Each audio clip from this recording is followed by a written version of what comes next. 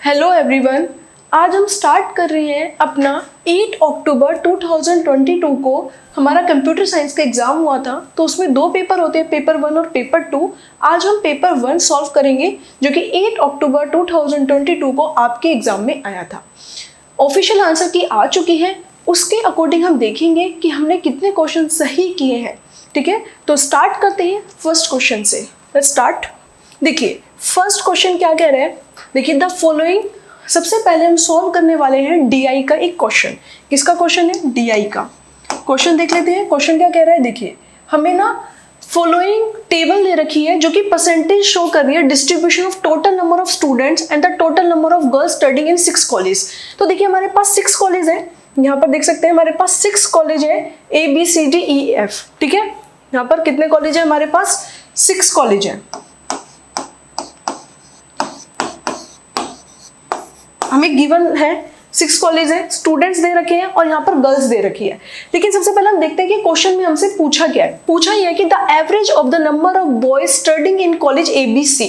देखिए डीआई में सबसे पहले जो पूछा होता है, एक तो हमें डिटेल अच्छे से पढ़ लेनी चाहिए। डिटेल दो टाइप की गिवन है कि कितने कॉलेजेस है, 6 कॉलेज है, स्टूडेंट्स टोटल कितने हैं? 60,000 स्टूडेंट्स में से यहाँ पर परसेंटेज गिवन है 10% A कॉलेज में पढ़ते हैं, 9% B कॉलेज में, 23% C कॉलेज में। इस टाइप से हमें परसेंटेज गिवन है।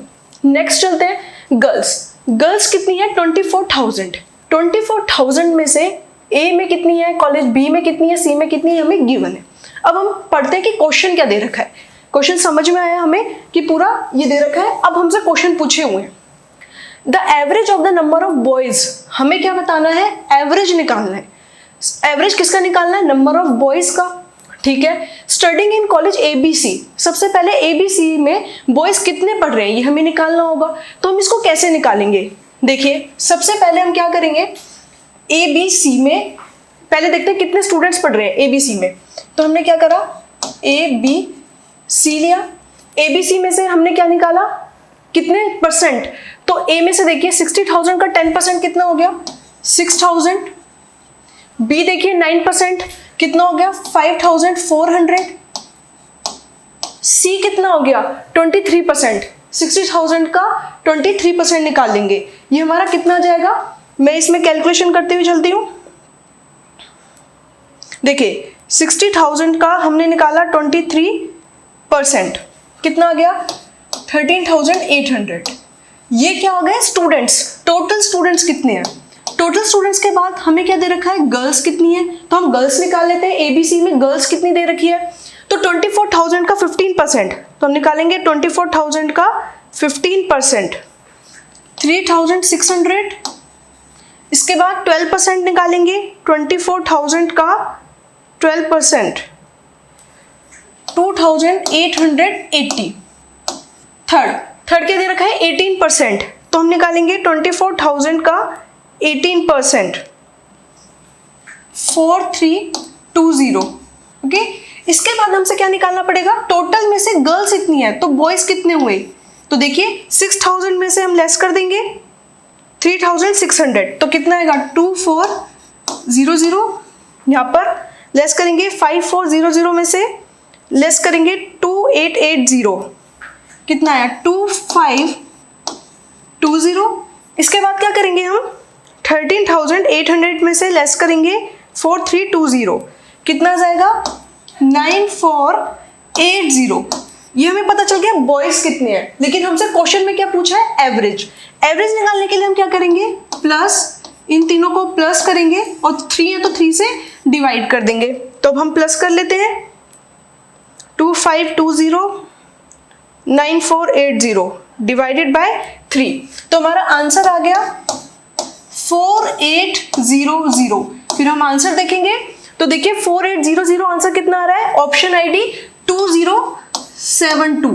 ठीक है, ऑप्शन ID कौन सी है? 2070 और 4,800 हमारा क्या है? आंसर है। ठीक है, आई होप आप सभी को समझ में आया होगा। नेक्स्ट क्वेश्चन करते हैं। देखिए नेक्स्ट क्वेश्चन में क्या पूछ रहा है।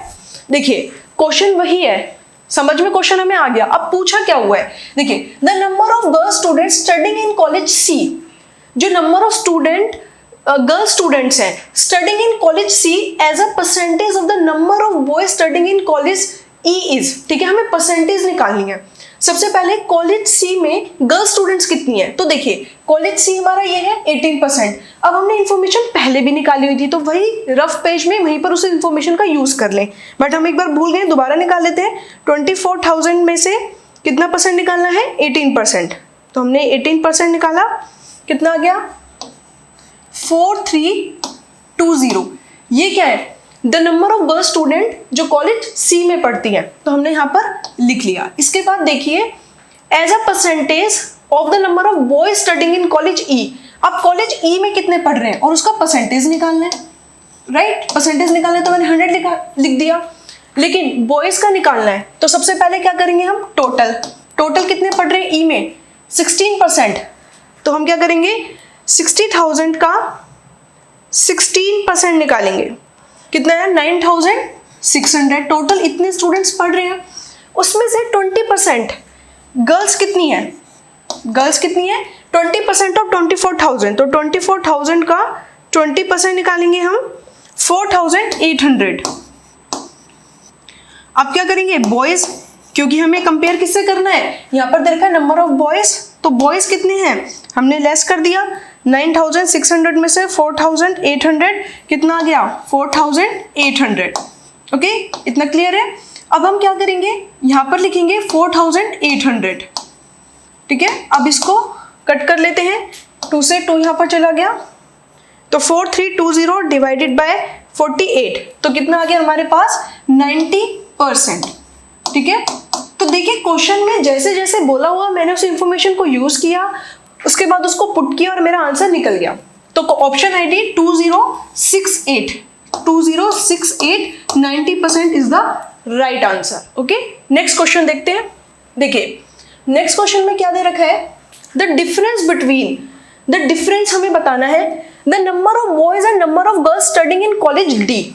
तो कॉलेज डी में सबसे पहले हम इंफॉर्मेशन लिखते हैं, क्या इंफॉर्मेशन दे रखी है हमें कॉलेज डी में। तो यहाँ पर हमने लिखा कॉलेज, किसकी बात चल रही है, डी की। तो डी में सबसे पहले कितने स्टूडेंट्स पढ़ते हैं, तो टोटल निकाला हमने, टोटल कितना परसेंट हो जाएगा 18%। 16,000 का 18%, 60,000 का 18%, कितना आया 10,800। ये कितने हैं टोटल स्टूडेंट्स जो पढ़ रहे हैं, लेकिन हमसे पूछा है बॉयज और गर्ल्स में कितना है, ठीक है। तो टोटल उसके बाद निकालते हैं गर्ल्स कितनी है, देखिए डी में 14%, तो 24,000 का 14%, 3360। ओके, इसके बाद हम क्या निकाल लेते हैं, टोटल में से गर्ल्स लेस कर देंगे तो बॉयज आ जाएंगे। तो यहाँ पर 10,800 में से लेस करेंगे 3360, कितना आया 7440।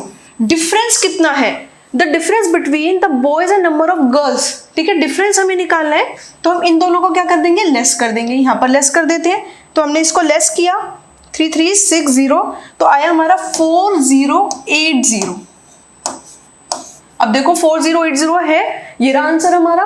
तो ऑप्शन आईडी 2062 हमारा राइट आंसर होगा, ठीक है। तो राइट आंसर 4080। नेक्स्ट क्वेश्चन देखते हैं। देखिए नेक्स्ट क्वेश्चन क्या बोल रहे हैं, द रेशियो, हमें क्या निकालना है, रेशियो निकालना है number of boys in college F with the number of boys in college D. तो हमें कॉलेज एफ, यहाँ पर कॉलेज कौन सा वाला लेना है हमें, यहाँ पर हम कर देते हैं, एक सेकेंड, इसको इस टाइप से लिखते हैं। हमें कॉलेज एफ की बात करनी है। कॉलेज एफ में बॉयज कितने हैं, कॉलेज एफ के हमें बॉयज निकालने हैं, ठीक है। सबसे पहले कॉलेज एफ के बॉयज निकालो, तो पहले टोटल निकालते हैं, टोटल में से गर्ल्स लेस करेंगे तो क्या जाएगा, बॉयज आ जाएंगे हमारे पास। तो टोटल कितने निकलेंगे, देखिए एफ 60,000 का कितना परसेंट, 60,000 का हमने निकाला 24%, कितना आया 14,400। उसके बाद गर्ल्स कितनी है एफ में, कितना 21%, तो हम निकालेंगे 24,000 का 21%, कितना है 5040। बॉयज कैसे निकालेंगे, लेस करेंगे 5040, तो यहाँ पर कितना आया 9360। ओके, उसके बाद पूछा हुआ है नंबर ऑफ बॉयज कितने हैं कॉलेज डी में। ठीक है, तो कॉलेज डी का लेके चलते हैं। कॉलेज डी में सबसे पहले क्या करेंगे हम, टोटल के बाद क्या निकालेंगे, गर्ल्स, और गर्ल्स के बाद बॉयज।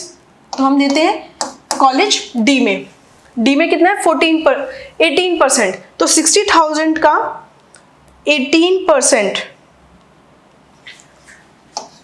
10,800। गर्ल्स कितनी है, देखिए गर्ल्स कितना है 14%, तो 24,000 का कितना परसेंट, 14%, 3360। अब क्या करेंगे, लेस करेंगे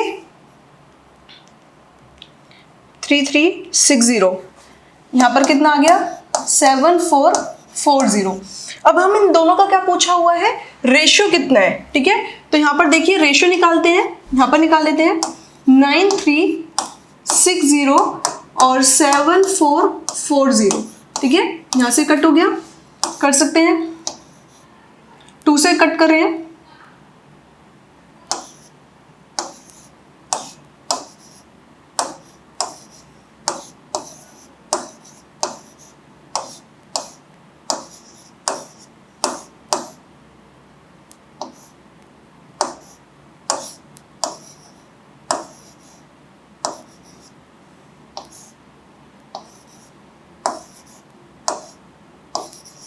कितना आ गया 39:31।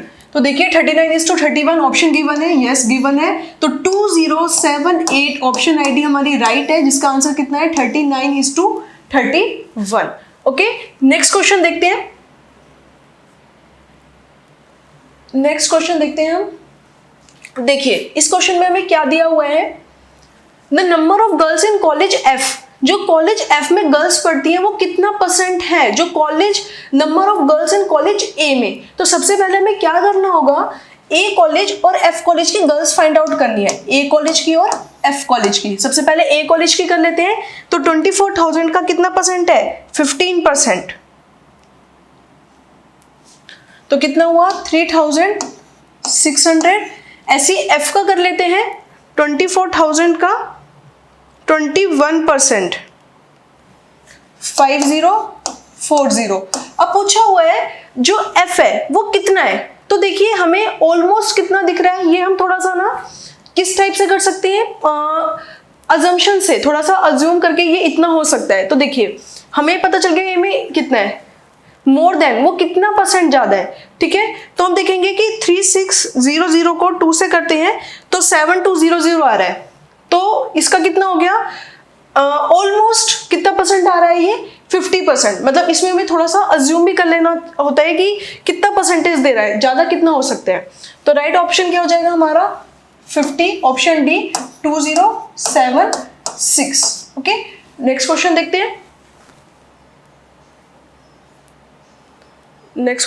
हैं। देखिए यहां पर हमें क्या क्वेश्चन दे रखा है, देखिए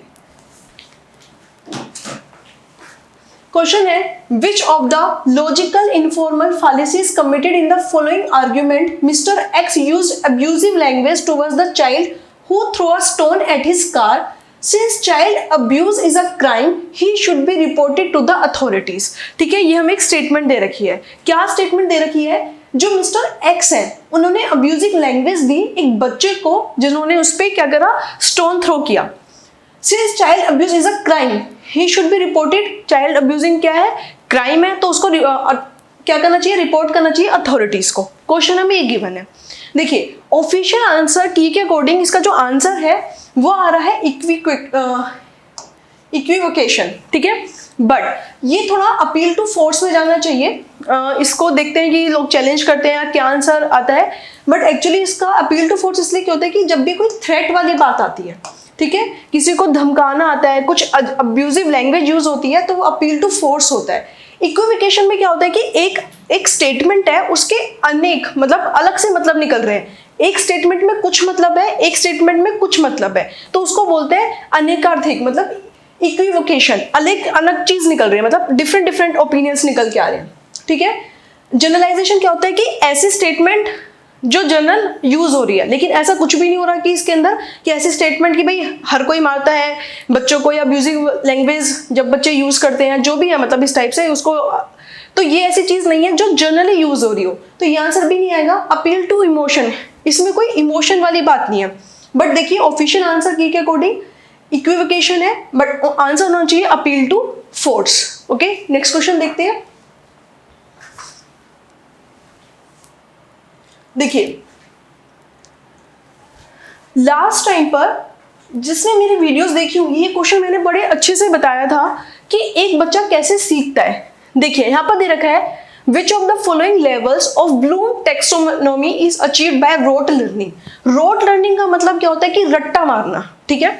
तो ब्लूम के टेक्सोनोमी में रोट लर्निंग कब से आती है? रिमेंबरिंग, अप्लाइंग, एनालिसिस, अंडरस्टैंडिंग, ये आता है रिमेंबरिंग से, जब आप किसी चीज को सिर्फ याद करते हो। देखिए मैंने बताया था कि कोई बच्चा कैसे सीखता है, जैसे पहले वो क्या करता है, याद करता है। याद का मतलब सिर्फ रिमेंबर करना कि भाई ये एप्पल है, एप्पल होता है A for Apple, A for Apple, उसने लर्न कर लिया। उसके बाद क्या होता है, रिमेंबरिंग के बाद अंडरस्टैंडिंग, उस चीज को समझना कि अच्छा ये एप्पल होता है। उसके बाद एनालिसिस करना, अप्लाई करना, ये चीजें आती है कि आप उसको बताते हो कि एप्पल है वो टेबल पे है, एप्पल है वो यहाँ पर है। तो रोट लर्निंग का मतलब क्या होता है, सिर्फ चीजों को याद कर लेना, ठीक है। तो इसका आंसर क्या रहेगा, 2085 रिमेंबरिंग। ओके, नेक्स्ट क्वेश्चन देखते हैं। देखिए यहां पर लिख रखा है ह्यूमन कम्युनिकेशन इन्वॉल्व्स, ठीक है। ह्यूमन कम्युनिकेशन में क्या होता है, ठीक है।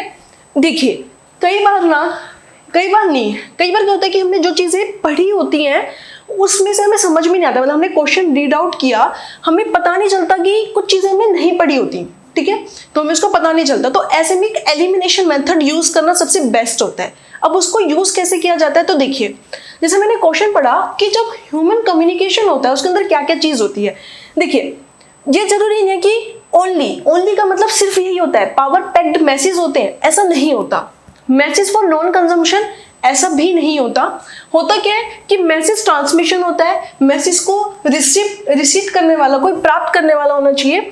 और verbal and non verbal messages, तीन दोनों होते हैं कि वर्बल भी होता है और नॉन वर्बल भी होता है। तो हमारे राइट आंसर क्या लग रहा है, ए बी सी।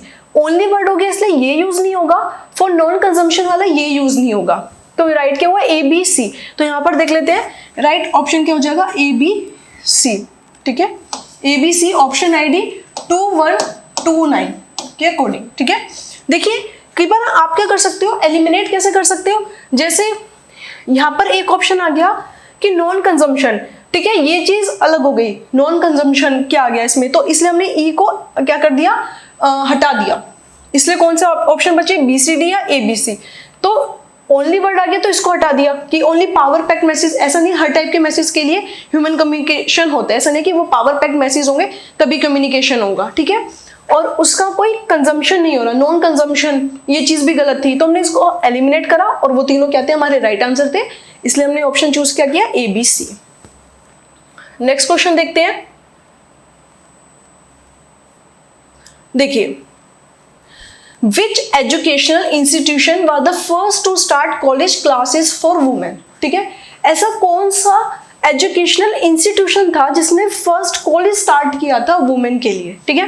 तो देखिए क्या होता है कि हमें देखना चाहिए कि कौन सा था, इसका आएगा ब्यूथन स्कूल ऑफ गर्ल्स, ठीक है। आंसर क्या आएगा, 2224।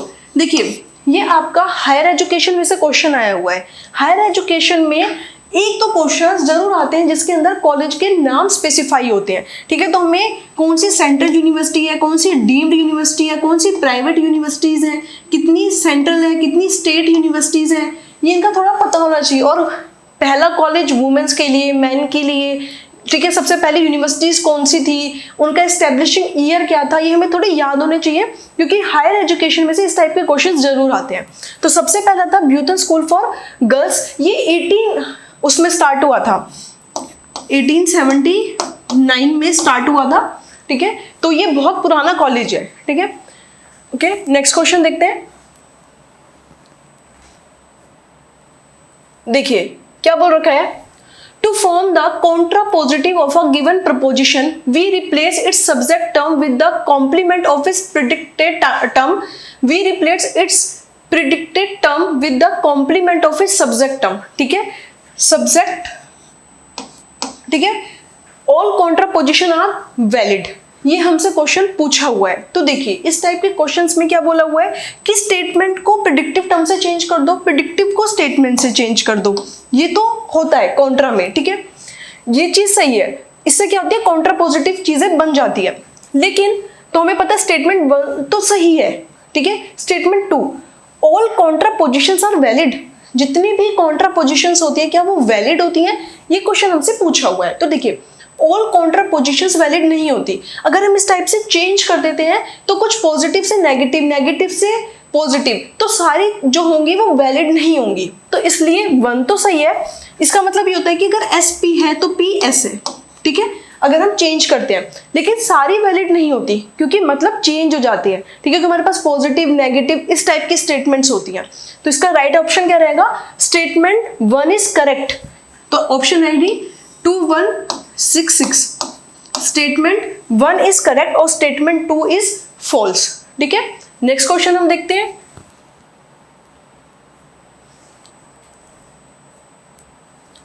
देखिए क्या लिख रखा है, द नेशनल एजुकेशन पॉलिसी 2020, ठीक है।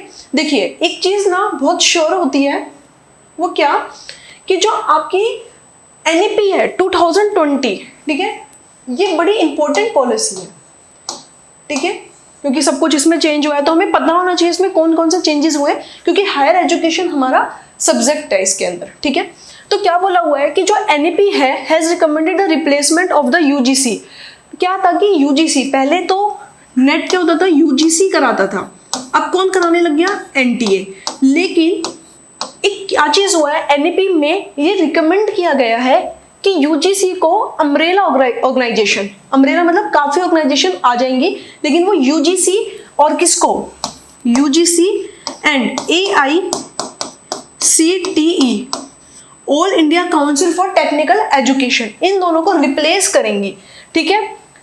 और इसकी जगह कौन आएगा, इससे भी हमें काफी क्वेश्चंस पता चल जाते हैं। Higher education of India, HECI, higher education commission of India, ठीक है, विद इज 4 वर्टिकल्स। इसके नीचे 4 वर्टिकल्स काम करेंगे। वो 4 वर्टिकल्स कौन से हैं, ठीक है, तो वो 4 वर्टिकल कौन कौन से हैं, देखिए सबसे पहली चीज मेडिकल, ये मेडिकल को कवर नहीं कर रहे हैं, टेक्निकल को कवर कर रहे हैं। तो ये तो बिल्कुल नहीं है, ठीक है, किसको नहीं कवर कर रहे हैं, मेडिकल को। तो जो बचे हुए हैं नेशनल हायर एजुकेशन उसको कवर अप कर रहे हैं, general education council, accreditation, higher education grant council, ठीक है, एक्रेडिटेशन आता है कि ग्रेडिंग वगैरह करना, ये सब काम।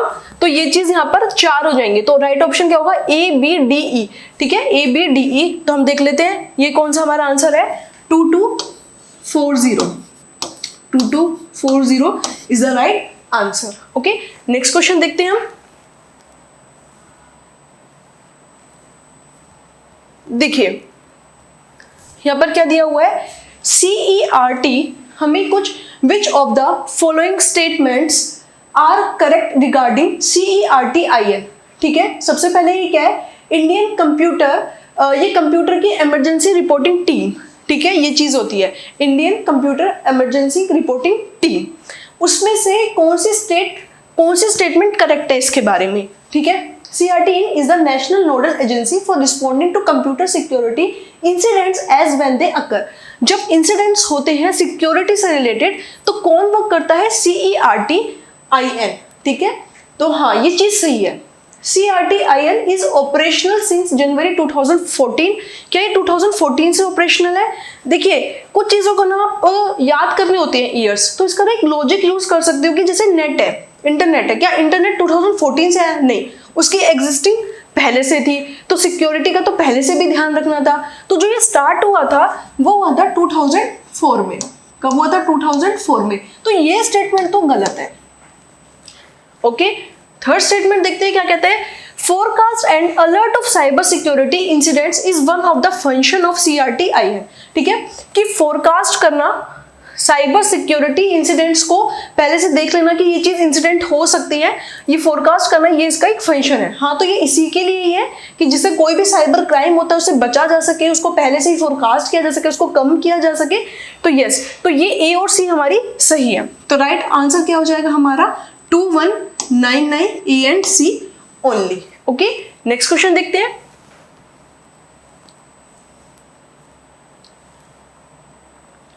देखिए, हमें यहाँ पर एक क्वेश्चन दिया हुआ है मैथमेटिकल एप्टीट्यूड का, ठीक है। देख क्या दे रखा है, टू शॉपकीपर है A and B, sell certain kind of machine at the same list price, ठीक है। Certain kind of machine sell कर रहे हैं सेम लिस्ट प्राइस पे। However shopkeeper A allowed to successive discount, ठीक है। जो देखिए हम यहाँ पर लिख लेते हैं, दो पर्सन है, एक ए और एक कौन है, बी। ए कितना देता है, दो डिस्काउंट देता है, पहले 20%, फिर कितना देता है 15%, और उसके बाद बी क्या करता है, एक देता है 10% और एक देता है 25%। अब ये दे रखा है कि स्टेटमेंट कौन सी सही है, ए ज्यादा डिस्काउंट दे रहा है, बी ज्यादा डिस्काउंट दे रहा है, बोथ ए और ए सेम डिस्काउंट दे रहे हैं, और ए ऑफर 35% डिस्काउंट और बी 30% डिस्काउंट। तो ये हमसे पूछा हुआ है, ठीक है।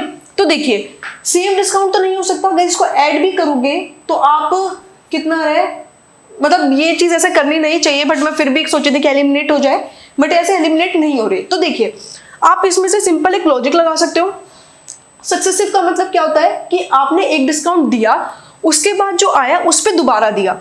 तो इसको दो तीन तरीके हैं, या तो आप खुद से, मतलब इसमें आप बोल सकते हो कि डायरेक्ट भी कर सकते हो और इसको मेथड से भी कर सकते हो। तो देखो डायरेक्ट क्या होगा कि 20% दिया, उसके बाद 15% दिया, तो इसमें कम मिलेगा और बी में ज्यादा मिलेगा, ठीक है। क्यों मिलेगा, पहले 10% कटा और उसके बाद 25%।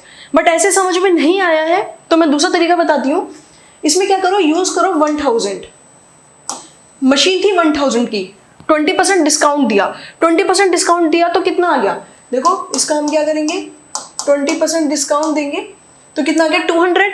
200 के बाद कितने की चीज है वो 800, 800 पे कितना डिस्काउंट दोगे 15%, ठीक है, यही करोगे, ठीक है। उसके बाद यहां पर कितने की चीज आ जाएगी 800,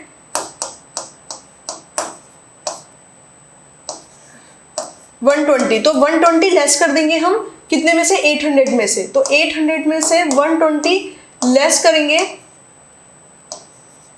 680 आ गया। अब इस पे लगाते हैं, अब 1000 की चीज है, 1000 का 10% निकाला तो कितना आ गया 100, तो वो चीज कितने की हो गई 900, 900 का 25% निकालो, ठीक है। मैं फोन की हेल्प से निकाल देती हूँ, 900 का 25% निकालो, 225, कितना आ गया 225। अब 900 में से लेस करो 225 तो कितना आ गया 675। डिस्काउंट यहाँ पर डिफरेंस कितना दिख रहा है 5 का, लेकिन फिर भी कौन ज्यादा डिस्काउंट दे रहा है, बी। तो स्टेटमेंट क्या हो जाएगी कि बी ऑफर मोर डिस्काउंट। और सक्सेसिव डिस्काउंट में जितना ज्यादा बाद में होता है ना, जैसे यहाँ पर 15 और 25, तो उसका सक्सेसिव डिस्काउंट ज्यादा होता है। तो राइट ऑप्शन क्या होगा, बी, कि बी ज्यादा डिस्काउंट दे रहा है। ओके, नेक्स्ट क्वेश्चन देखते हैं। यहाँ पर क्या दे रखा है, देखिए हमारे पीपल डेवलपमेंट एनवायरनमेंट जो सेक्शन है हमारा 10 यूनिट्स में से, ये सबसे लेंथी बढ़ता है स्टूडेंट्स के लिए, ठीक है।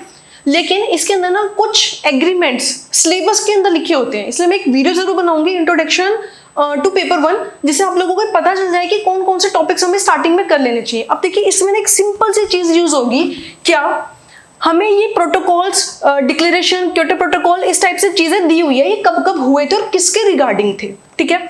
तो सबसे पहले हमें एक दो तो जरूर याद रहने चाहिए, ये बड़े फेमस नाम है। तो मॉनिट्रियल प्रोटोकॉल किसका हुआ था, ओजोन, जो ओजोन क्या हो रही है, डिप्लीट हो रही है, उसके बारे में कहां पर हुई थी, मॉनिट्रियल प्रोटोकॉल हुआ था, ठीक है। तो डी का क्या आ गया हमारा सेकंड, ये यूज हो गया हमारा डी के लिए। उसके बाद रियो, ठीक है, यहां पर कौन सी हुई थी हमारे लिए कि इमिशन, जो ग्रीन हाउस गैसेज होती है 6, उसको कितना इमिट करेगा हर कोई कंट्री, कितना % होना चाहिए, इसके बारे में हुआ था रियो में, ठीक है। उसके बाद ये कौन सा पेरिस एग्रीमेंट हुआ था कि हमें खुद से कितना इमिट करना चाहिए हम, मतलब नेशनल को, एक देश के लिए, मतलब चीज़ें कितना हमें गैस प्रोड्यूस करनी चाहिए, कितनी ग्रीन हाउसेज गैसेस कम निकालनी चाहिए, कम प्रोड्यूस करनी चाहिए, ठीक है। तो इससे रिलेटेड जो एग्रीमेंट हुए थे यहाँ पर हुए थे INDC से रिलेटेड, ये थे कि नेशनल डेवलपमेंट के लिए क्या क्या जरूरी है। उसके बाद क्या बचा हमारा क्योटो प्रोटोकॉल, इसके अंदर हुआ था एनवायरमेंट एंड डेवलपमेंट की बात हुई थी, ठीक है। तो यहाँ पर क्या जाएगा बी का ये। देखिए इसमें आपको सिंपली कौन कौन से एग्रीमेंट हुए थे, वो एग्रीमेंट किसके बारे में थे, सिर्फ इतना सा लर्न करना होता है, और एक भी हमें अच्छे से याद है तो सारा हो सकता है। जैसे मुझे डी का बहुत अच्छे से पता था कि ओजोन डिप्लीटेशन है, तो मैंने क्या करा डी का सेकंड लगाया। अब देखो डी का सेकंड हमने जब चूज करा तो हमें देखो डी का सेकंड यहाँ पर, उसके बाद सिर्फ देखना है, अगर दो भी पता है तो भी हो जाता है, ए का थर्ड है, ठीक है, हमें पता है INDC के लिए हुआ था, तो इससे सही ऑप्शन आराम से हो जाता है, मतलब इससे अगर एक दो चीज भी हमने लर्न कर ली तो। नेक्स्ट क्वेश्चन देखते हैं। देखिए नेक्स्ट क्वेश्चन क्या दे रखा है, the grapevine communication is often driven by. ये क्वेश्चन भी मैंने अपनी वीडियोस में पहले ही कराया था, ठीक है। ग्रेप वाइन कम्युनिकेशन, देखिए ग्रेप वाइन कम्युनिकेशन क्या होता है, जैसे ग्रेप वाइन क्या होता है, अंगूर का गुच्छा।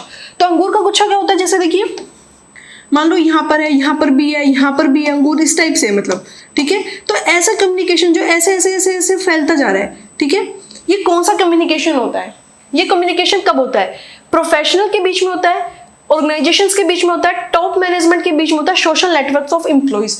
देखिए जब भी कोई बात रूमर्स होती है वो कितना जल्दी फैलती है, स्प्रेड बहुत जल्दी होती है, तो उसी के बोलते हैं ग्रेप वाइन कम्युनिकेशन। एक से दूसरे में फटाफट से वो बात चली गई, उसने बोल दी, उसके पेट में पची नहीं, ठीक है। तो इसका मतलब वो सोशल नेटवर्क ऑफ एम्प्लॉइज, जैसे कम्युनिकेशन होता है फॉर्मल और इनफॉर्मल, ये इनफॉर्मल में ज्यादा होता है, सोशल नेटवर्क ऑफ एम्प्लॉइज के केसेस में मोस्ट ऑफ द टाइम होता है, ठीक है। नेक्स्ट क्वेश्चन देखते हैं, तो राइट ऑप्शन क्या हो जाएगा हमारा 2128 social network of employees. Next question देखते हैं। देखिए नेक्स्ट क्वेश्चन क्या दे रखा है हमें, ये भी पीपल डेवलपमेंट एंड एनवायरनमेंट से है। Natural erosion of the soil is gradual removal of the top soil by natural process, ठीक है। जब नेचुरली मिट्टी सोइल जब खराब होना स्टार्ट होती है, इरोजन होता है उसका, तो वो नेचुरल प्रोसेस होता है, वो उसकी टॉप सोइल को हटा देती है। ये करेक्ट बात है कि भाई नेचुरल इरोजन हो रहा है तो जो टॉप सोइल है वो सबसे पहले इफेक्ट होगी, ठीक है। उसके बाद सेकंड लिख रखा है accelerated erosion of the soil is caused due to the man made activities. ये बात बिल्कुल सही है कि जो एक्सेलरेटेड इरोजन होता है वो मैन मेड एक्टिविटीज, भी मैन मेड जितनी भी एक्टिविटीज होती है उससे सोइल का इरोजन होना स्टार्ट हो जाता है, ठीक है। जैसे अलग अलग टाइप से सोइल्स को यूज करते हैं, टाइप से नहीं मतलब घर बन रहा है, कंस्ट्रक्शन बन रहा है, उसमें भी कुछ मिट्टी खराब होती है, टॉप सोइल वगैरह खराब होती है, लेकिन the rate of accelerated erosion equal to the rate of soil formation, मतलब जितनी हम खराब कर रहे होते हैं सॉइल बन भी रही है, ये बात गलत है।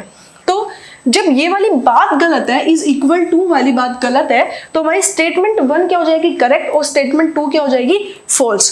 तो स्टेटमेंट 1 इज ट्रू और स्टेटमेंट 2 इज फॉल्स, तो राइट ऑप्शन क्या हो जाएगा 2211। ओके नेक्स्ट क्वेश्चन देखते हैं हम।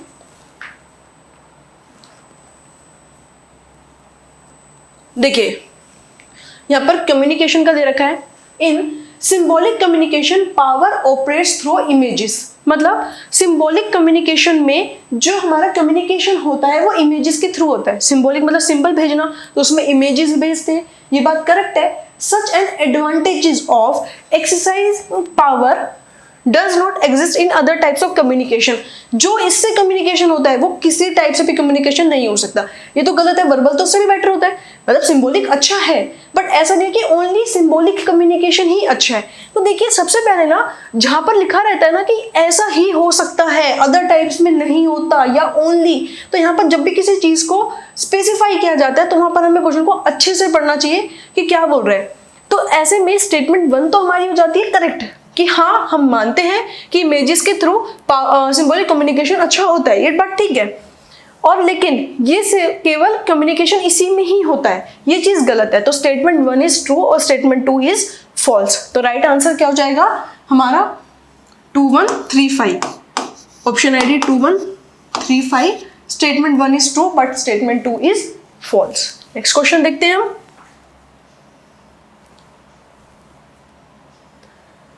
देखिए यहाँ पर हमें क्या दे रखा है कि find the average of the square of the, हमें स्क्वायर पता करने हैं consecutive odd numbers from 1 to 21, मतलब 1 से 1 से 21 के बीच में जितने भी ऑड नंबर्स आते हैं उनका एवरेज क्या होगा। ठीक है, तो सबसे पहले क्या करें, एक बार लिख लें 1 3 5 7 9 11 13 15 17 19 और 21। उसके बाद इसका क्या करें, स्क्वायर ऑफ द कंसेक्यूटिव। ठीक है, तो इसका स्क्वायर कर लें। ठीक है, सबका स्क्वायर कर लेंगे, 1 + 9 + 25 प्लस, इस टाइप से हम 121 169 + 225। ठीक है, 21 का 441, 17 का 1 17 और 19 का भी देख लेते हैं। उसके बाद क्या करेंगे, इसको जितने भी हैं 1 2 3 4 5 6 7 8 9 10 11, उसको 11 से डिवाइड कर दें और आपका आंसर कितना निकल जाएगा, 160। इसको निकाल के ही देख लेते हैं। एक काम करते हैं, 17 और 19 का भी देख लेते हैं। 289, यहाँ पर 289 + 19 और 19 361।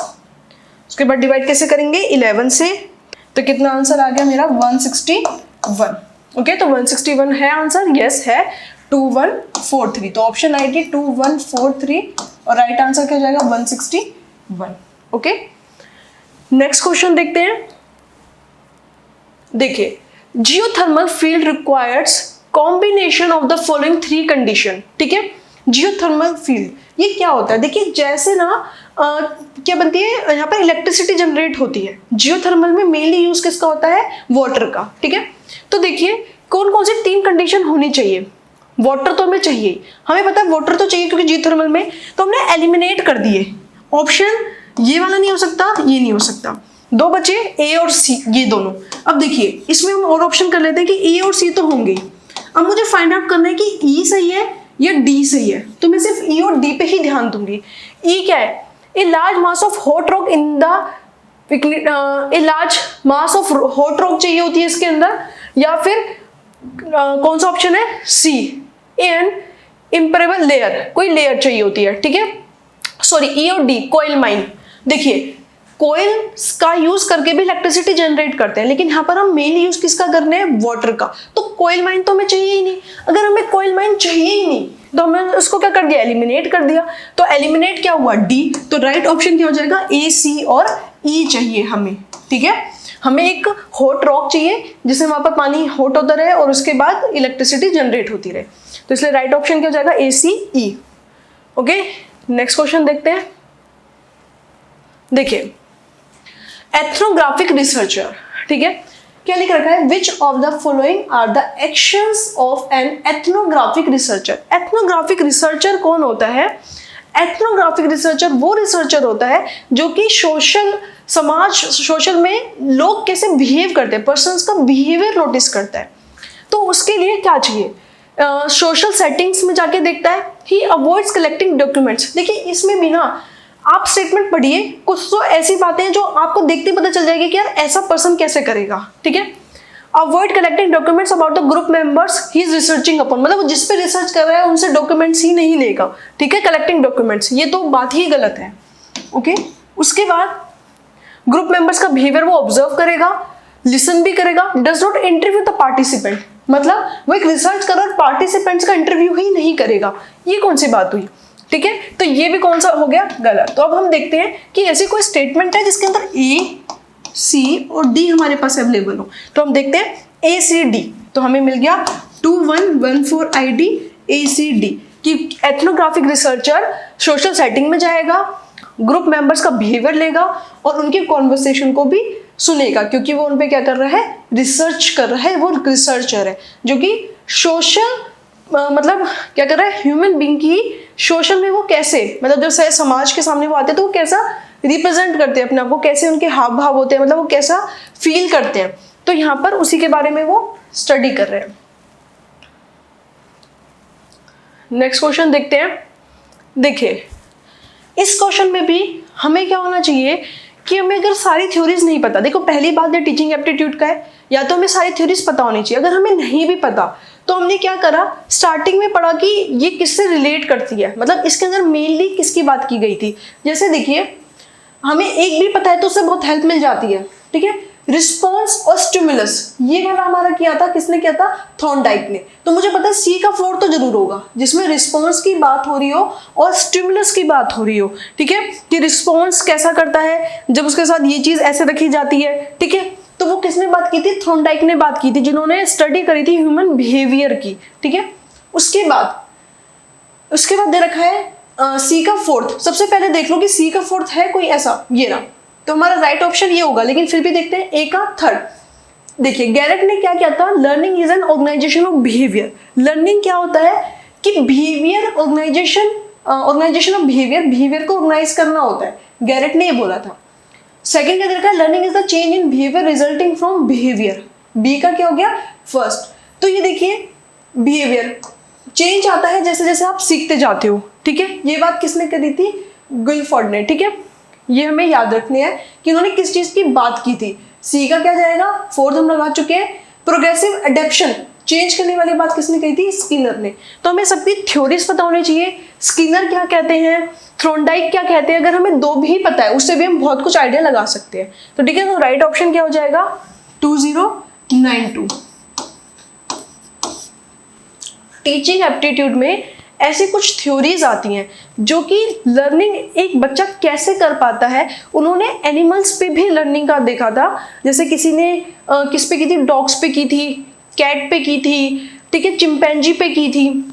तो वो किस बेसिस पे की थी थ्योरी और उसे क्या रिजल्ट निकला, एट द एंड जो रिजल्ट है वही हमें दे रखे हैं, किसने की, कैसे की। तो इन थ्योरीज को हमें पढ़ना चाहिए, इंटरेस्टिंग भी होती है। नेक्स्ट में जब हम टीचिंग एप्टीट्यूड पढ़ेंगे तो इस टाइप की थ्योरीज को हम समझेंगे कि किसने क्या बताया था किसके बारे में। फिलहाल अभी हम क्या कर रहे हैं, हम सिर्फ क्वेश्चंस का आंसर देख रहे हैं कि ऑफिशियल आंसर की के अकॉर्डिंग ये चीज ऐसे होनी चाहिए। तो बस जस्ट अभी हम इतना ही देख रहे हैं। ओके, नेक्स्ट क्वेश्चन देखते हैं। देखिए यहां पर क्या दे रखा है कि जो एरिस्टोटल है, syllogism regard deduction and induction and inseparably related, ठीक है। ये चीज क्या हो जाएगा, ये रिलेटेड वाली लाइन जो हो जाएगी एरिस्टोटल की अकॉर्डिंग ये गलत होगी। और जो Navya school of classical Indian philosophy regarding deduction and induction है 2 एस्पेक्ट, सेम प्रोसेस के 2 एस्पेक्ट्स होते हैं, इंडक्शन और डिडक्शन, जो कि बात की गई थी Navya school of classical Indian philosophies में। तो ये बात बिल्कुल सही है। तो हमारा क्या होगा, स्टेटमेंट 1 इज ट्रू और स्टेटमेंट 2 इज फॉल्स। ओके, तो हमारा राइट आंसर क्या हो जाएगा, 2175। स्टेटमेंट 1 इज ट्रू और ये तो बता रहे हैं कि 2 एस्पेक्ट्स हैं, ये बोल रहे हैं कि रिलेटेड है, ठीक है। तो हमें पता होना चाहिए कि Aristotle Navya school of philosophy में किसकी बात कैसे की गई है, ठीक है। नेक्स्ट क्वेश्चन देख लेते हैं अभी हम। देखिए, which of the following 3 numbers A, C in decimal, octal and hexadecimal notations respectively are equivalent to। देखिए हमें ना बाइनरी नोटेशन दिया हुआ है, बाइनरी से हमें क्या निकालना है, डेसिमल में कन्वर्ट करना है, ऑक्टल में करना है, हेक्साडेसिमल में करना है। तो देखिए यहाँ पर हम एक चीज कर सकते हैं, सबसे पहले इसको जो बाइनरी को है उसको डेसिमल में कन्वर्ट करके देख लेते हैं, ठीक है। डेसिमल के बाद आप क्या करेंगे, हेक्साडेसिमल को पहले किस में कन्वर्ट करना पड़ेगा, डेसिमल में। डेसिमल से किस में करोगे, बाइनरी में। तो अगर दोनों वो सेम आ जाएंगे, जैसे देखिए मैं क्या बताना चाह रही हूं आपको कि आपका जो बाइनरी है, बाइनरी क्या है, देखिए यहां पर दे रखा है। इस क्वेश्चन को हम कैसे करते हैं, सबसे पहले कन्वर्ट कर लेते हैं, किसको, यहां से स्टार्ट करते हैं,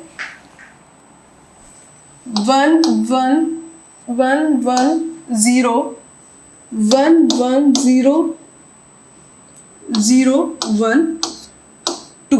तो स्टार्ट कैसे करेंगे, यहां पर करेंगे 1 into 2 0, इस टाइप से हम करते हैं। फिर क्या लिखेंगे, 0 2 की पावर 1 प्लस यहां पर क्या करेंगे, 0 2 की पावर 2, ठीक है। इस टाइप से 1 2 की पावर 3 1 2 की पावर 4, यहाँ पर प्लस, इस टाइप से हम लिखते चले जाएंगे। इसको मल्टीप्लाई कर देंगे, देन हमारा आंसर कितना आ जाएगा 21710। ठीक है, तो ये तो हमारा राइट आंसर हो जाएगा, इसको हम मल्टीप्लाई कर लेंगे, यही आंसर आएगा, कर लेना आप लोग। उसके बाद हमें क्या बताना है कि D916 भी है या नहीं है, तो हम क्या करेंगे, पहले D916 यहाँ पर हम लिखेंगे। ठीक है, उसके बाद हम क्या करेंगे, 16 है तो 9 × 16 की पावर 0, D कितना होता है 13। ठीक है, 13 होता है और 16 की पावर 1, तो 13 और 16 को जब हम मल्टीप्लाई करेंगे और उसमें +9 करेंगे तो हमारा कितना आ जाएगा 217 आ जाएगा। ठीक है, तो इसका मतलब ये भी कन्वर्ट करने के बाद कितना आ रहा है, हमने इसमें क्या किया, आंसर से क्वेश्चन पे गए। ठीक है, कि जब हम इसको कन्वर्ट कर रहे हैं डेसा को किसको, हेक्साडेसिमल को किसके अंदर, डेसिमल में, तो आंसर वही बन रहा है। तो इसका मतलब ये दोनों स्टेटमेंट हमारी ठीक है। देखिए, अब आप बोल सकते हो कि मैंने बी क्यों नहीं करा, बी मैंने इसलिए नहीं किया क्योंकि या तो मेरा आंसर ए या सी होता या ए और बी होता, बट मेरा ए और सी ही बैठ गया, तो बी का फायदा क्या, तो इसलिए आंसर क्या हो जाएगा ए एंड सी। देखिए दोबारा समझ लीजिए, मैंने बाइनरी को किस में कन्वर्ट किया, डेसिमल में, डेसिमल में कन्वर्ट किया, तो मेरा आ गया 21710। उसके बाद मैं ऑप्शन से गई, ऑप्शन से मैंने हेक्साडेसिमल को कन्वर्ट किया, हेक्साडेसिमल को मैंने कन्वर्ट किया किसके अंदर, 16 और 13 को भी मल्टीप्लाई कर लेते हैं, 208 कितना आ गया 217 आ गया। तो इसका मतलब जब इसको कन्वर्ट कर रहे हैं तो यही आ रहा है और ये तो यहां से आया ही था, तो इसका मतलब ये भी सही है, तो इसलिए बी ऑप्शन रहने देंगे और आंसर क्या हो जाएगा, ए एंड सी दोनों बिल्कुल सही है। ओके, नेक्स्ट क्वेश्चन देखते हैं। देखिए, at what % of compound interest per annum a sum of money will double in 14 years. देखिए, इसके अंदर हमें क्या करना होगा, यूज करना होगा कंपाउंड इंटरेस्ट का फॉर्मूला A=P1 + R/N और T।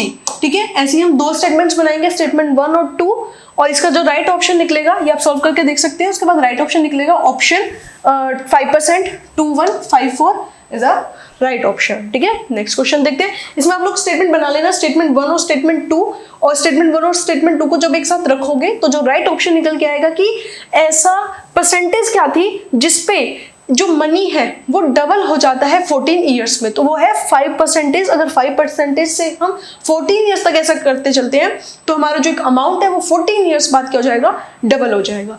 ओके, नेक्स्ट क्वेश्चन देखते हैं।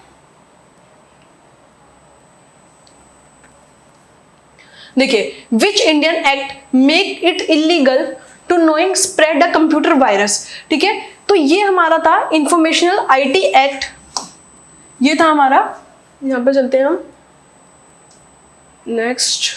नेक्स्ट। देखिए, ये क्या था हमारा कि कंप्यूटर वायरस को फैलाना इलीगल होता है। ठीक है, कंप्यूटर वायरस को, तो ये कौन सा था हमारा, आईटी एक्ट 2000। ठीक है, कौन सा था, आईटी एक्ट 2000। लोग क्या करते हैं भाई, कंप्यूटर वायरस को जानबूझ के किसी के कंप्यूटर में ट्रांसफर करना ये इलीगल है। ये कौन सा इंडिया एक्ट बनाता है, कौन सा इंडियन एक्ट बताता है इस चीज को, तो हमारा आईटी एक्ट 2000। ठीक है, नेक्स्ट क्वेश्चन देखते हैं। तो राइट ऑप्शन क्या हो जाएगा 2183।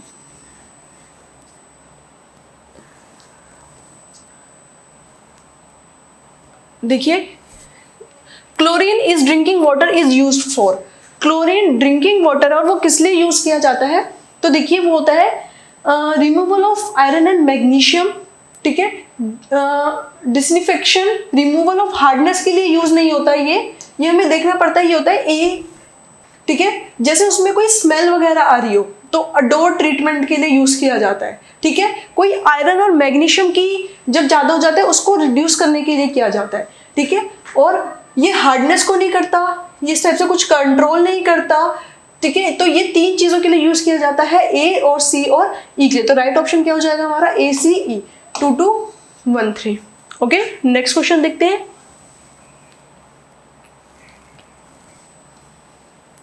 ठीक है, देखिए यहां पर बोल रहा है volatile organic chemicals are among the most commonly found contaminants in ground water. Ground water में VOC सबसे ज्यादा मिलता है, यस, लेकिन वो उससे कम होता है जो कि सरफेस वाटर में मिलता है। देखिए VOC क्या होता है, जैसे जो सॉलिड लिक्विड बनने की मतलब उसका उड़ जाना, भाप बन के उड़ जाना, ठीक है, उसको बोलते हैं। ये होता है किसमें, ग्राउंड वाटर में ये चीज होती है, लेकिन ये कम होती है सरफेस वाटर से, ये बात गलत है। तो इसलिए हमारी स्टेटमेंट 1 इज ट्रू और स्टेटमेंट 2 इज फॉल्स। तो हमारी देख लेते हैं स्टेटमेंट 1 इज ट्रू और स्टेटमेंट 2 इज फॉल्स। तो हमारा राइट आंसर क्या हो जाएगा, 2219। ओके, नेक्स्ट क्वेश्चन देखते हैं।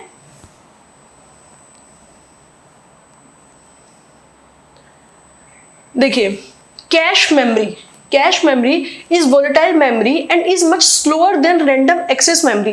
देखिए एक चीज और समझिए, जब भी आप इस टाइप के क्वेश्चन करते हैं तो पहले स्टेटमेंट पढ़ते ही उसको पूरा पढ़ें। हो सकता है पहली में भी स्टेटमेंट 1 में भी 2 पार्ट्स हैं, फर्स्ट तो सही बात कह रही है लेकिन सेकंड गलत कह रही है, तो पूरी स्टेटमेंट ही गलत हो जाती है।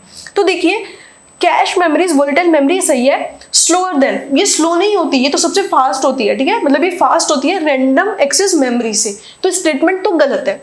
CDs, DVDs and magnetic tapes are optical media device. देखिए CD और DVDs तो ऑप्टिकल मीडिया डिवाइस का पार्ट है, लेकिन मैग्नेटिक टेप्स नहीं है, वो मैग्नेटिक डिस्क आ जाता है, तो इसलिए दोनों ही स्टेटमेंट क्या हो जाती है, हमारी गलत हो जाती है। तो बोथ फॉल्स। तो राइट ऑप्शन क्या हो जाएगा हमारा, 2194, both the statements are wrong. Next question देखते हैं हम। देखिए इस क्वेश्चन में क्या होता है कि जब भी हम सिलोक्स के क्वेश्चन करते हैं और बोल रखा है कि all womens are honest is given as true, which of the following proposition can be inferred from it.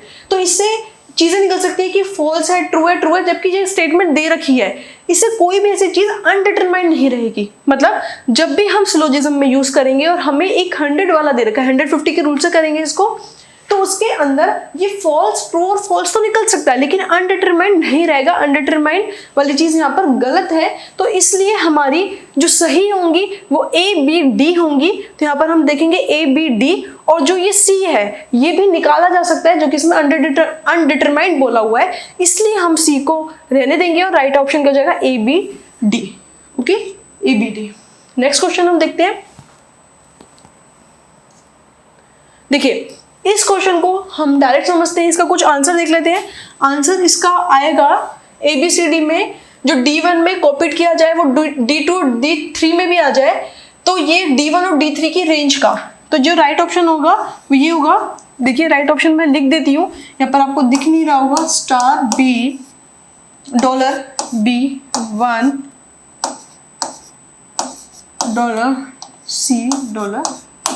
Okay, तो ये राइट ऑप्शन इसका ये होगा D2188।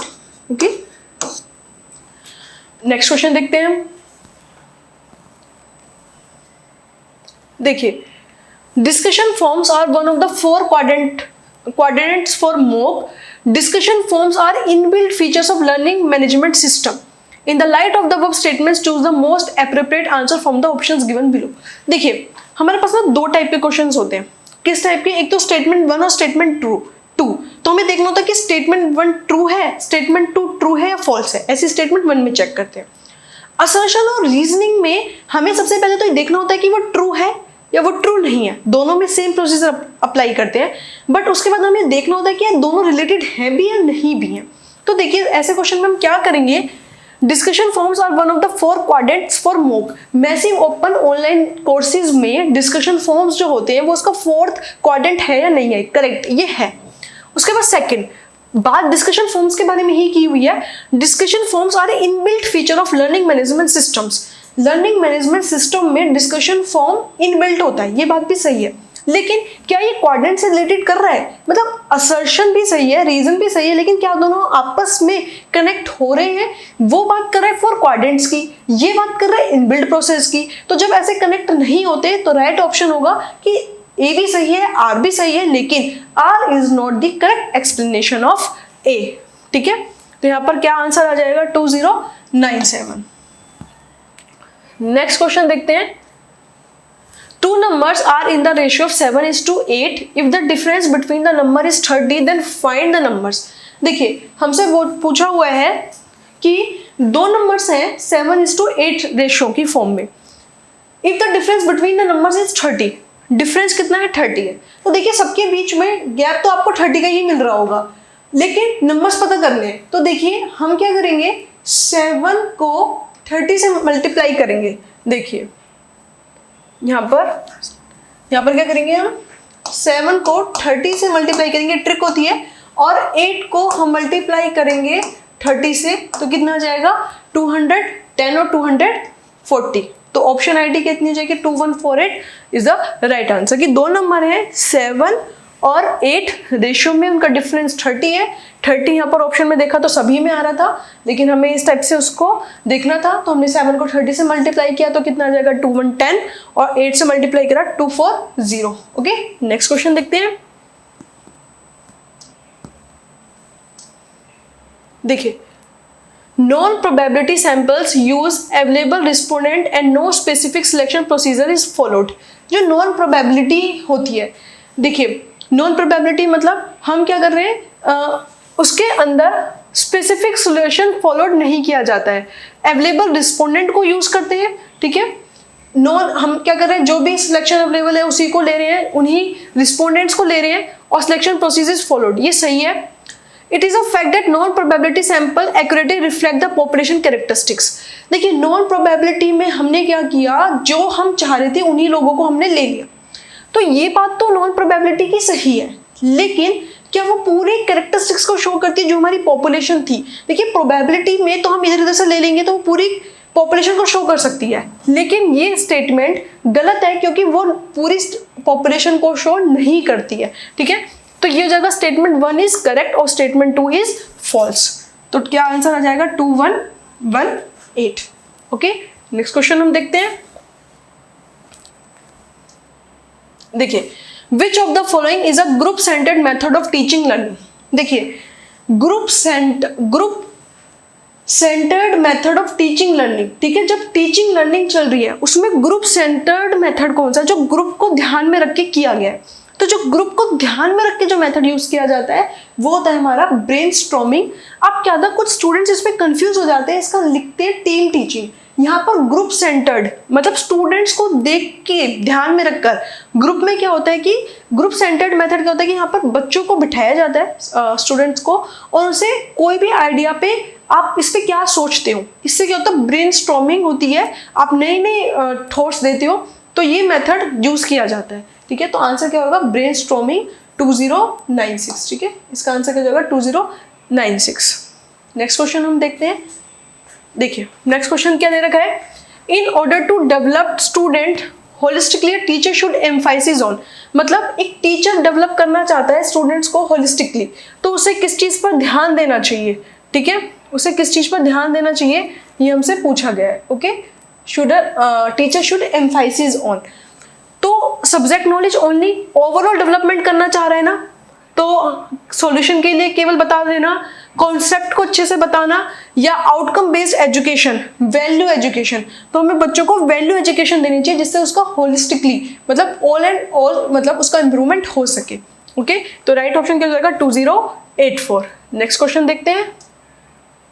देखिए, which one of the following is a tool of grounded theory. कौन सा grounded theory है का टूल है। तो देखिए जब भी ग्राउंडेड थ्योरी की आप डेफिनेशन भी पढ़ोगे तो उसमें एक बात लिखी हुई है, कांस्टेंट कंपैरिजन। मतलब यहाँ पर कांस्टेंट कंपैरिजन के थ्रू क्या किया जाता है, लर्निंग की जाती है, ठीक है। तो इसके अंदर जो राइट ऑप्शन हो जाएगा वो जाएगा कांस्टेंट कंपैरिजन, क्योंकि ग्राउंडेड थ्योरी में तुलना कर करके आगे बढ़ा जाता है। ओके, तो राइट ऑप्शन क्या होगा 2105। नेक्स्ट क्वेश्चन देखते हैं हम। देखिए हमें करेक्ट ऑप्शंस चूज करने हैं। ओके, करेक्ट ऑप्शन चूज करने हैं, तो देखिए कैसे हम चूज करेंगे। Choose a correct answer from the options given below, physical, cultural, social, psychological, temporal. देखिए फिजिकल का मतलब क्या हो जाता है, टेंजेबल। फिजिकल का मतलब टेंजेबल, जिसको टच कर सकते हैं, छू सकते हैं। तो ए का क्या हो गया, थर्ड। देखो ए का थर्ड मिलते ही ना मुझे आंसर मिल गया। पता है अगर आप एक दो चीजों पे भी श्योर हो ना तब भी वो आंसर मिल जाता है। जैसे कल्चरल, कल्चरल का मतलब क्या हो गया, वैल्यू सिस्टम्स, कि आपका कल्चर कैसा है, आप किस चीज को वैल्यू करते हो, वैल्यू सिस्टम।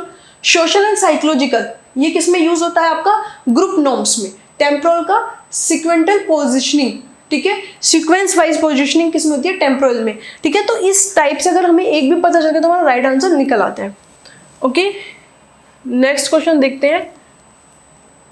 देखिए, communication apprehension is often described as, ठीक है। तो कम्युनिकेशन एप्रीहेंशन, ठीक है, मतलब उसके अंदर क्या होती है, एंजाइटी, ठीक है, सोशल एंजाइटी। जब आप कम्युनिकेट कर रहे हो समाज में तो आपको थोड़ा डर सा लग रहा है, तो वो क्या होता है, सोशल एंजाइटी।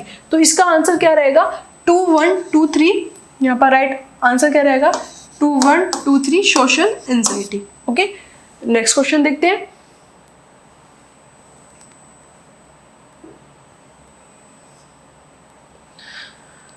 देखिए, यहां पर पूछा हुआ है Indira Gandhi national open university was establish in the year, ठीक है। तो इसका मतलब इग्नू कब एस्टेब्लिश हुई थी, तो जो इग्नू थी वो एस्टेब्लिश हुई थी 1985 में, ठीक है। ये कहाँ पर है, दिल्ली में है, ठीक है, ये पता होना चाहिए, दिल्ली में है। यहाँ पर हम लिख देते हैं, ये कहाँ पर है, दिल्ली में, ठीक है। और ठीक है, कब एस्टेब्लिश हुई थी, 1985 में, ठीक है। यहाँ से बच्चे अपनी ग्रेजुएशन पोस्ट ग्रेजुएशन बहुत ज़्यादा करते हैं क्योंकि ओपन यूनिवर्सिटी है। जो रेगुलर कॉलेज नहीं जा पाते किसी रीज़न से, तो यहाँ से ग्रेजुएशन पोस्ट ग्रेजुएशन बहुत स्टूडेंट्स करते हैं। देखिए, यहाँ पर हमें दिया हुआ है, देखिए जो NEP पॉलिसी है ना, वो हमारी बहुत इंपॉर्टेंट रही है। तो NEP से मैंने फर्स्ट क्वेश्चन आया था UGC वाला, सेकेंड क्वेश्चन सेम पेपर में आ गया NEP से। तो देखिए, इन्होंने बोला है कि NEP पॉलिसीज 10+2 स्ट्रक्चर को चेंज करिए, मॉडिफाई किया है। यस, ये बात करेक्ट है। क्या वो 5+4 4+3 था, 3 से 18 के लिए भी था, लेकिन वो था हमारा 5+3+3+4। तो स्टेटमेंट क्या हो गई, गलत। The national education policies 2020 that prior to the age of 5 years child will move to a preparatory classes or Bal Vatika which has an ECC qualified teacher. Yes, ये चीज़ भी इसके अंदर सही थी कि बच्चों को 5 साल प्रिपरेटरी क्लासेस में जाना चाहिए, जहाँ पर, या जिसको बोल सकते हैं हम बाल वाटिका, और जहाँ पर क्वालिफाइड टीचर्स हों, ठीक है। तो ये बात बिल्कुल हमारी सही है और ये बात गलत है। तो स्टेटमेंट 1 इज ट्रू और स्टेटमेंट 2 इज फॉल्स, ठीक है। तो स्टेटमेंट आंसर हो जाएगा 2 2 3 5। ओके, नेक्स्ट क्वेश्चन देखते हैं। Which of the following are sources of data in historical research? जब historical research करते हैं हम, तो उसके अंदर कौन सा डाटा यूज किया जाता है।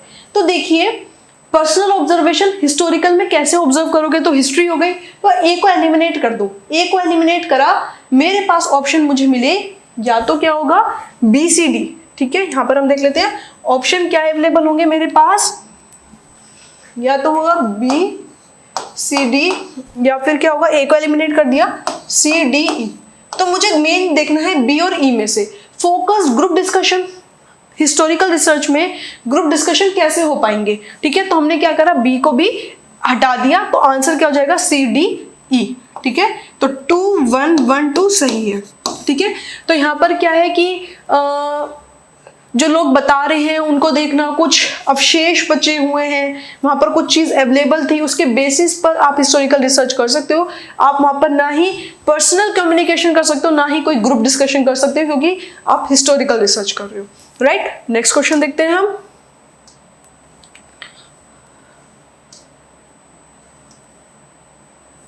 नेक्स्ट क्वेश्चन है ये वाला, response to open side questions are open ended questions. देखिए, ओपन एंडेड क्वेश्चन क्या होते हैं, जैसे देखिए आपके पास होते हैं ओपन एंडेड, जैसे आपका नेट का एग्जाम है, ये ओपन एंडेड नहीं है। यहाँ पर क्या कर रहे हैं, आपको MCQs करने हैं। ओपन एंडेड में जहाँ पर आपसे क्वेश्चन पूछा हुआ है, ओपन भी आप करोगे एंड भी आप करोगे, तो वो कौन सा होता है, सब्जेक्टिव, ठीक है। तो जो ओपन एंडेड क्वेश्चंस होते हैं वो कैसे होते हैं, हमारे सब्जेक्टिव्स होते हैं। तो राइट आंसर क्या होगा हमारा, सब्जेक्टिव। नेक्स्ट क्वेश्चन देखते हैं, नेक्स्ट क्वेश्चन देखते हैं हम। देखिए, विच गोल ऑफ द 2030 मतलब 2030 agenda for sustainable development adopted by India in 2015 seeks to ensure inclusive and equitable quality education and promote life long learning opportunities for all, ठीक है। क्या था 2030 में के जो एजेंडा था उसके अंदर सस्टेनेबल डेवलपमेंट के 17 गोल्स डिसाइडेड थे। कितने थे? 17। तो हम इन गोल्स को स्टेप बाय, गोल 1 ये था, गोल 2 ये था, गोल 3 ये था, ये याद करने होते हैं। तो क्वालिटी एजुकेशन का गोल नंबर 4 में बताया गया था कि हम क्वालिटी एजुकेशन की बात करेंगे। तो राइट ऑप्शन हो जाएगा 2230। ओके, नेक्स्ट देखते हैं। In Navya syllogism, all the three terms stand synthesized in which of the following steps of the inferential process? ठीक है, तो यहाँ पर जो आंसर रहेगा इसका रहेगा एप्लीकेशन।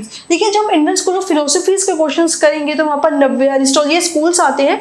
इसके अंदर जहाँ पर तीनों एक टर्म स्टैंड होती हैं तो वो कौन सा प्रोसेस आ जाता है? एप्लीकेशन। ओके, तो आपका राइट आंसर क्या हो जाएगा? एप्लीकेशन, जो कि क्या है? 2179। कितना है? 2179। नेक्स्ट क्वेश्चन देखते हैं। नेक्स्ट क्वेश्चन देखते हैं।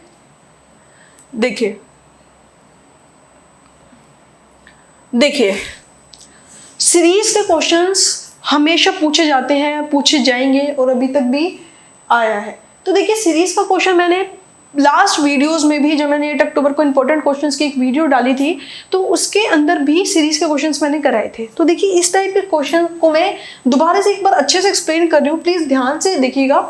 होता क्या है कि हमसे पूछा रॉन्ग टर्म कौन सी है। जब हम देखते हैं ना 6, 11, 18 तो एक बार लगता है मल्टीप्लाई हो रहा होगा। 4 चीजें यूज होती हैं। देखिए, या तो हो रहा होगा मल्टीप्लाई, या हो रहा होगा डिवाइड, या हो रहा होगा प्लस, या हो रहा होगा माइनस। यही 4 चीजें लग सकती हैं। जब मैंने देखा 6 × 18 तो मुझे लगा मल्टीप्लाई हो रहा है, ठीक है। लेकिन उसके बाद ना मल्टीप्लाई में डबल ट्रिपल से बढ़ती है क्योंकि ज़्यादा होता है गैप, ठीक है। लेकिन यहाँ पर मैं देखा ये ज़्यादा गैप नहीं बढ़ रहा है, 83 पे तो खत्म भी हो रही है। तो हम क्या करेंगे? सिंपल लॉजिक यूज करेंगे कि ये प्लस हो रहा होगा क्योंकि ये बढ़ रही है, घट तो है नहीं, कम भी नहीं हो रही। तो अब हम क्या करेंगे? पहले सीरीज को से लिख लेंगे 6, 11, 18, 27, 34, 51, 66, 68। ओके, तो यहाँ पर कितना डिफरेंस है? 5, 7, 9, 11 होना चाहिए। 27 में 11 ऐड करके देखो कितना है? 38। यहाँ पर कितना है? 34।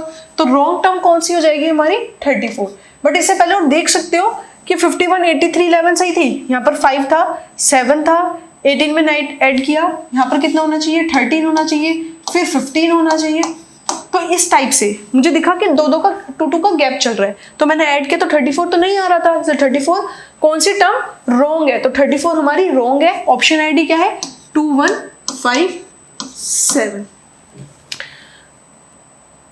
देखिए, इसके बाद जो हमारा है वो है कंप्रीहेंशन। तो कंप्रीहेंशन पूरा कराना थोड़ा सा टिपिकल पड़ेगा इस टाइम, तो मैंने उसके सिर्फ ऑप्शंस आप लोगों को बताए हैं। तो ऑप्शंस आप लोग चेक कर सकते हो। देखिए, एक्सक्लूजन ऑफ ओल्ड लैंग्वेजेस, ठीक है।